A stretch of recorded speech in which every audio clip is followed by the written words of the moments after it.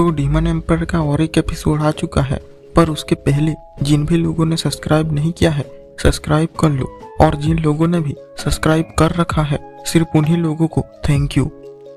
तो demon emperor के इस एपिसोड में हम देखते हैं होंग कह रहा होता है, तुमने ये कसम खाई थी कि तुम सबसे पहले अपना घूंघट हटाकर मुझे ही अपना चेहरा दिखाओगी, पर तुमने तो इस लड़के को पहले ही अपना चेहरा दिखा दिया। तो सुई कहती है, पर पहले किसने मेरा भरोसा तोड़ा था। लेकिन तभी ही अपना भोला सा एम्परर उनसे पूछता है, रुको, ये तुम लोग किस बारे में बात कर रहे हो, मुझे तो कुछ समझ में ही नहीं आ रहा है।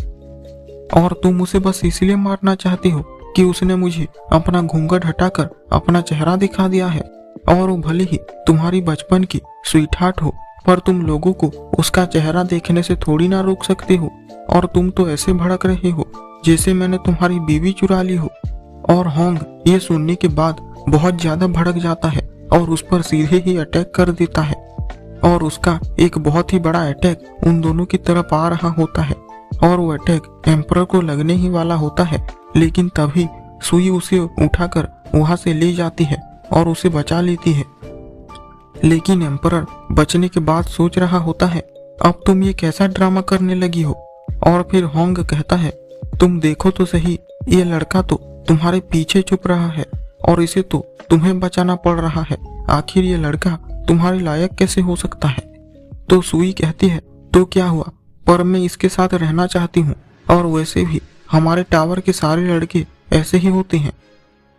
और ये सुनते ही एम्परर आकर उसे रोक देता है और कहता है, तुम बुरा मत मानना, पर तुम ये बात जान लो कि मैं कोई कमजोर सा लड़का नहीं हूँ। पर सुई उसे कहती है, चुप रहो तुम, और ऐसे कहकर अपने बुद्धू होने का प्रदर्शन मत करो। और फिर होंग हंसने लग जाता है और कहता है, तुमने बिल्कुल सही कहा, और अगर तुम सच में एक मर्द हो तो तुम मुझसे आकर लड़ते क्यों नहीं। और ये सुनते ही एम्परर गुस्सा हो जाता है और उससे कहता है, हमारे दोनों के बीच बैटल जरूर होगी, पर आज नहीं, और अगर तुम इतना ही मरना चाहते हो तो तुम बस 2 दिन के लिए वेट करो। और ये सुनते ही दोनों ही हैरान हो जाते हैं, और सुई सोच रही होती है, ये होंग को धमकी दे रहा है, और वो भी इसका कल्टीवेशन लेवल इतना ज्यादा बहुत लो होने के बावजूद।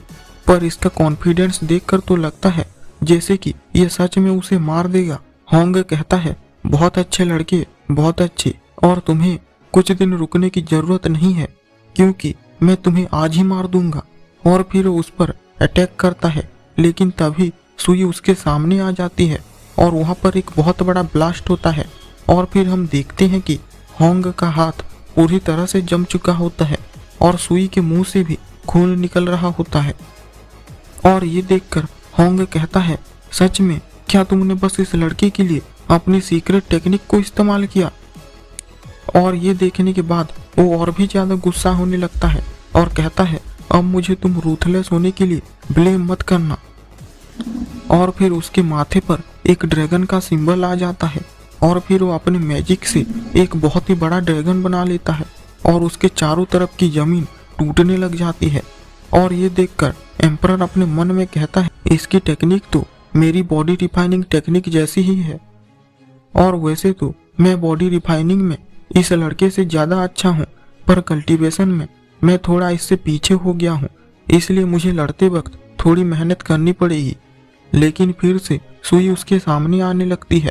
तो ये देखकर होंग कहता है, मैं तुम्हें सलाह देता हूँ कि तुम इस बार उस लड़के को बचाने की कोशिश मत करना, वरना तुम अपनी जान गंवा दोगी। और फिर वो उन दोनों पर अटैक करता है, लेकिन तभी सुई अपने मैजिक कपड़े से उसे बिल्कुल ही ढक देती है, पर होंग उससे बहुत ही आसानी से बाहर निकल आता है और सीधे ही एम्परर पे अटैक कर देता है। और तभी एम्परर अपने मन में कह रहा होता है, लगता है कि और कोई रास्ता नहीं बचा है, मुझे अपनी आइडेंटिटी रिवील करनी ही पड़ेगी। और फिर वो अपने पावर्स को दिखाने ही वाला होता है, लेकिन तभी ही वहाँ पर 8th elder, master you, queen, yellow hair वाली लड़की, सब लोग वहाँ पर आ जाते हैं, और सब लोग अपने बहुत सारे अटैक से एक ही साथ होंग पर अटैक करते हैं, और उसकी वजह से वहाँ पर एक बहुत ही ज्यादा बड़ा ब्लास्ट होता है। और फिर सारे लोग नीचे उतरते हैं और देखते हैं कि इतने बड़े अटैक के बावजूद उस कमीने की बॉडी पर एक खरोच तक नहीं आया हुआ होता है। और फिर सारे लोग उसे हैरान होकर देखने लगते हैं, लेकिन तभी वो लोग देखते हैं कि वहां पर और 3 लोग आ जाते हैं। और ये 3 लोग होते हैं एल्डर लिंग, फिफ्थ एल्डर, और उनके साथ ही होता है द मेडिसिन किंग। और ये सारे लोग आकर होंगे के साथ टीम अप कर लेते हैं। और फिर एम्परर की टीम उन लोगों को टीम अप करता हुआ देखकर सोच रही होती है, अकेले होंग को ही हराना हम चारों की बस की बात नहीं थी, पर अब तो उन लोगों के साथ एल्डर लिंग, फिफ्थ एल्डर और द मेडिसिन किंग भी आ चुका है, और अभी तो उन्हें हराना और भी ज्यादा मुश्किल होने वाला है। और यहाँ एम्परर भी उन लोगों को देखकर सोच रहा होता है, जैसे ही लड़ाई शुरू होगी सबसे बड़ा खतरा होगा मेडिसिन किंग, क्योंकि वो लड़ाई शुरू होती ही लॉन्ग जीव और बाकी सबको अपने कंट्रोल में करने की कोशिश करेगा। और अगर हमें इनसे लड़ना ही है तो पहले इस आदमी को ही हटाना होगा। और मास्टर जीव भी सोच रहे होते हैं, तीर कमान से निकल चुकी है, और अगर अभी हम दोनों में से किसी ने भी कुछ किया तो तुरंत ही 7 फैमिलीज के बीच वॉर शुरू हो जाएगी, और उसके बाद क्या होगा ये तो मुझे भी नहीं पता है। और फिर सारे लोग अटैक करने के लिए तैयार हो जाते हैं, लेकिन तभी ही होंग कहता है, सब लोग रुक जाओ। और फिर वो सुई से कहता है, तुम एक बार फिर से अच्छे से सोच लो, क्या तुम सच में इस लड़के को चुनती हो? सुई कहती है, हाँ बिल्कुल, इसमें कोई शक नहीं है, मैं इसे ही चुनती हूँ। लेकिन ये सुनकर भी होंग कहता है, तो ठीक है, मैं फिर तुम्हें और ज्यादा फोर्स नहीं करने वाला हूँ, और मैं उम्मीद करता हूँ कि तुम दोनों हजारों सालों तक एक दूसरे के साथ रहो। और फिर वो लोग वहाँ से जाने लगते हैं, लेकिन जाते हुए होंग एम्परर से कहता है, बच्चे तुम एक बात जान लो कि इस टावर में कभी भी कोई मर्द टिका नहीं है। तो एम्परर कहता है, तुम्हें किसने कहा कि इस टावर में कोई भी मर्द नहीं था? यहाँ पर एक मर्द था जिसका नाम था छो क्विंटियान, और वो अपने मन में कहता है, उसने अपने टावर को बचाने के लिए 10 सालों तक चुपकर अपने दुश्मन के ही साथ काम किया था, लेकिन फिर भी वो अपने ही लोगों के हाथों मारा गया। और इससे पता चलता है कि बहुत ही ज्यादा बड़ा गधा था, पर फिर भी मैं उसकी लॉयल्टी को एडमायर करता हूँ। लेकिन फिर होंग कहता है, अगर मर्द उसके जैसे होते हैं तो इससे अच्छा तो औरत होना है। और मेडिसिन किंग भी कहता है, वो लड़का मेरा स्टूडेंट था, और सच में उसकी अल्केमी की टैलेंट बहुत ही ज्यादा कमाल की थी, पर उसके साथ ही वो बहुत ही ज्यादा एरोगेंट था और किसी की बात नहीं मानता था। इसलिए उसने सोचा कि वो अकेले ही एंटीडोट को बना सकता है और सारे लोगों को बचा सकता है। क्यों, सच में वो कितना ज्यादा अच्छा मर्द था ना, और बाकी लोगों से कंपेयर करें तो वो तो सबसे बड़ा गधा था। और तुम लोग ये बात जान लो कि इस दुनिया में भले ही मर्द ज्यादा हो, पर वही मर्द यहाँ पर रह सकता है जो कि स्मार्ट हो, और बाकी लोग कीड़े मकोड़े की तरह मारे जाते हैं और वहां से हंसते हुए चला जाता है। और ये सब सुनकर सुई को बहुत बुरा लग रहा होता है और उसे गुस्सा भी आ रहा होता है, और उसे मास्टर जी देख रहे होते हैं, लेकिन उसे वो कुछ नहीं कहते हैं। और फिर वो एम्परर के पास जाकर उससे कहते हैं, ब्रदर क्या तुमने इस लड़की को हमारी 3 फैमिली के बीच अलायंस के बारे में बताया? एम्परर कहता है, इसकी जरूरत नहीं है, और वैसे भी ये तुम्हारा काम है, और अब मैं जो करने वाला हूँ उससे उस एरोगेंट लड़की को पता चलेगा कि आखिर एक असली मर्द होने का मतलब क्या होता है।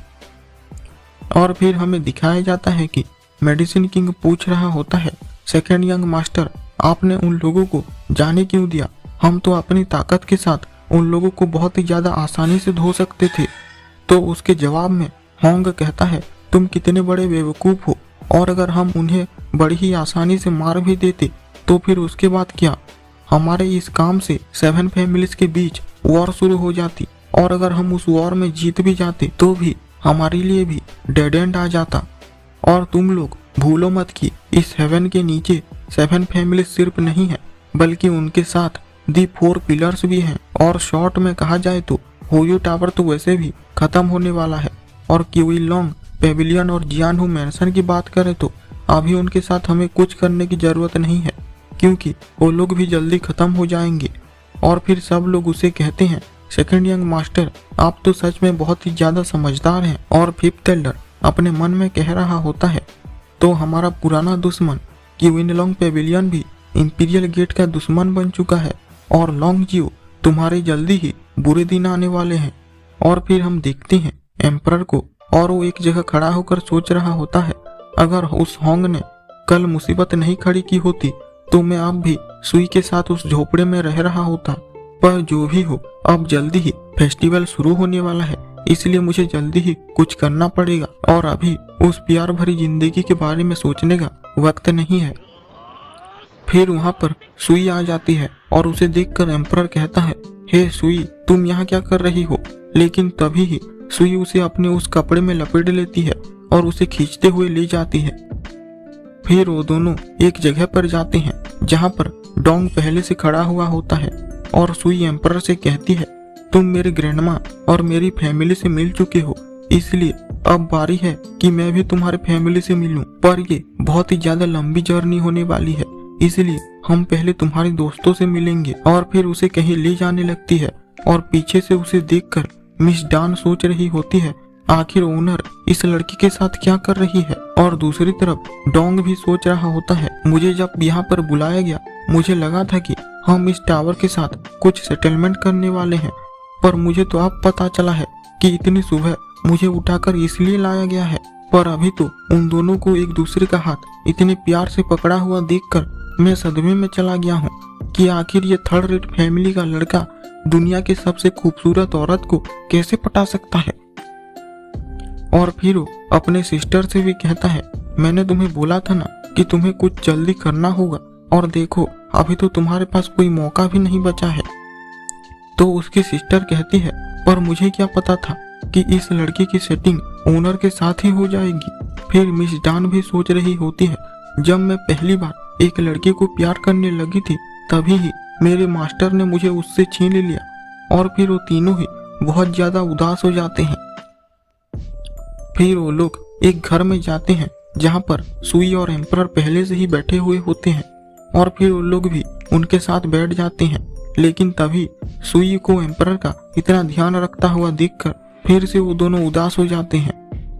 लेकिन कुछ देर बाद सुई सबसे कहती है, तो ठीक है, सबके अलग अलग रास्ते जाने का वक्त आ चुका है। तो एम्परर उससे पूछता है, पर अभी तो फेस्टिवल शुरू होने वाला है, तो फिर अलग अलग रास्ते जाने का क्या मतलब हुआ?